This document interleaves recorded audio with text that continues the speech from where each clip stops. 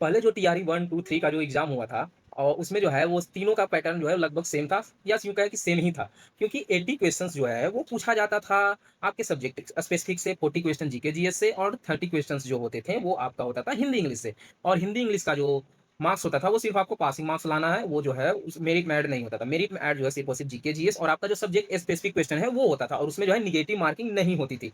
तो काफ़ी लोगों ने जो है वो टीआरई 4 में भी टीआरई 1, 2, 3 के अकॉर्डिंग ही जो है वो तैयारी शुरू कर देते हैं और जो है अपना सब्जेक्ट स्पेसिफिक पे प्लस जीके जीएस और जो हिंदी इंग्लिश होता है उस पे ध्यान देना स्टार्ट करते हैं। पिछले 2.5 साल से ये जो है वो टीआरई 4 का वैकेंसी आ रहा है। जिस समय सीएम नीतीश कुमार थे उसी समय जो है वो ऐलान हुआ था कि टीआरई 4 का जो है वो नोटिफिकेशन आएगा, वैकेंसी होगी और जो है वो रिक्रूटमेंट किया जाएगा। लेकिन आते 2.5 साल हो गया तो अब जाके सिर्फ और सिर्फ जो है वो हमें अभी नोटिफिकेशन देखने को मिला है कि कब से फॉर्म फिल स्टार्ट होगा। जो स्पेसिफाइड डेट दिया गया है 1 सितंबर से वो भी पता नहीं स्टार्ट होगा, नहीं होगा ये भी पता नहीं है। क्योंकि अभी से क्या कौन-सा नया डेट चेंज हो जाएगा ये कोई नहीं जानता है। तो उसी के अकॉर्डिंग टीआरई 1, 2, 3 की तरह ही स्टूडेंट जो है वो तैयारी कर रहे थे। सभी लोग जो है सब्जेक्ट स्पेसिफिक पे ध्यान दे रहे थे लेकिन नोटिफिकेशन जैसे ही आता है, उसमें जो है नेगेटिव मार्किंग, प्री, मेंस को ऐड कर दिया जाता है। और उसके बाद जो है ये जो प्री का जो सिलेबस है वो इतना अजीब है कि मतलब आपको उससे कोई दूर-दूर तक जो भी लोग 2.5 साल से तैयारी कर रहे थे, चाहे उनका कोई भी सब्जेक्ट हो, चाहे वो सोशल साइंस हो, मैथ हो, इंग्लिश हो, साइंस हो या फिजिक्स हो या कंप्यूटर हो या केमिस्ट्री के सब्जेक्ट हो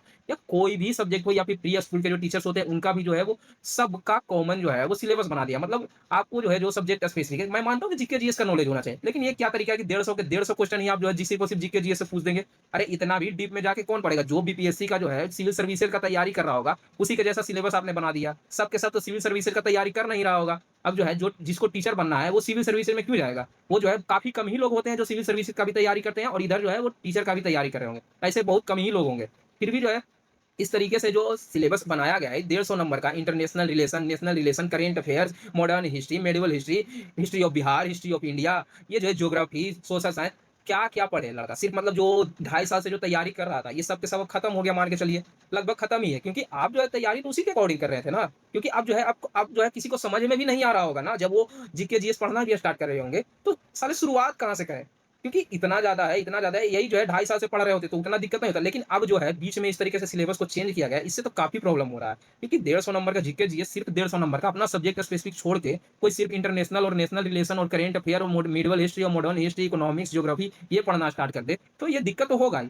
है कोई भी काम को जो है स्विच किया जाए, जो है जो काम पहले कर रहे थे, तो दिक्कत नहीं बहुत ज़्यादा ही दिक्कत है इसमें। जो है सबको प्रॉब्लम आ रहा है। लेकिन ये बात जो है वो अब जो भी शिक्षा मंत्री है या बीपीएससी का चेयरमैन है, जो भी है, जो भी ये डिसीजन लिया है, पता नहीं वो क्या सोच के लिया है, वो तो वही जाने क्या किया है, नहीं किया है।